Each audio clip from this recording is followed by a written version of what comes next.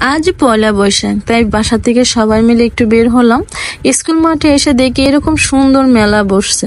যেহেতু বিকাল টাইমে মেলাটা বসবে, তাই সবকিছু ঠিকঠাক করতেছে। তো বিকালের আগেই আমরা সবাই মিলে চলে গেলাম মেলাতে। মেলাতে এত সুন্দর সুন্দর জিনিস উঠছে কি বলবো।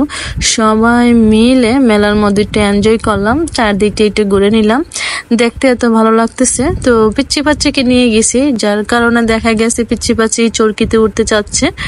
সুন্দর একটা লম্বা এরকম কি হইলো জানি না, এটা আসলে এটার নাম জানি না আমি।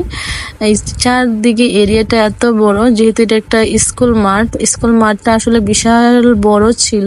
আর রাত্রেবেলা নাকি এখানে অনুষ্ঠান হবে, অনুষ্ঠানের জন্য স্টেজগুলো সাজানো হচ্ছে। এদিকে আফানকে নিয়ে দাঁড়িয়ে আছে।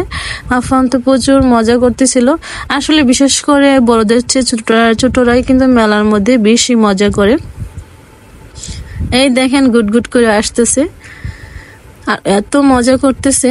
এখানে আইসক্রিম বিক্রি করে, ফুচকা, চটপটি, হালিম সব কিছু। বিশেষ করে এখানে আরেকটা জিনিস বিক্রি করতেছিল, তালের রস। আসলে আমার জীবনে আমি কোনোদিন তালের রস খাইনি।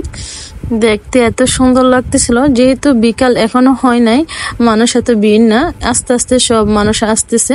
এই দেখেন এই লোকটা তালের রস নিয়ে বসে আছে। আর এখানে নৌকা চলতেছে, নৌকার মতো এই চরকিগুলা। আর এগুলা হাত দিয়ে ওরা ঘোরায় এত কষ্ট করে। পার পিস মানে পার পার্সন 50 টাকা করে। অনেক কষ্ট করে এগুলা ঘোরাতে হয়। দেখেন হাত দিয়ে কিন্তু ঘোরাইতেছে, কোনো মেশিনের সাহায্যে না।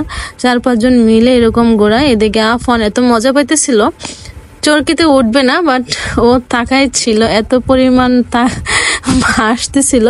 সবকিছু দেখা শেষে এখানে হালিম নিলাম। হালিম গুলা ছিল 50 টাকা প্লেট।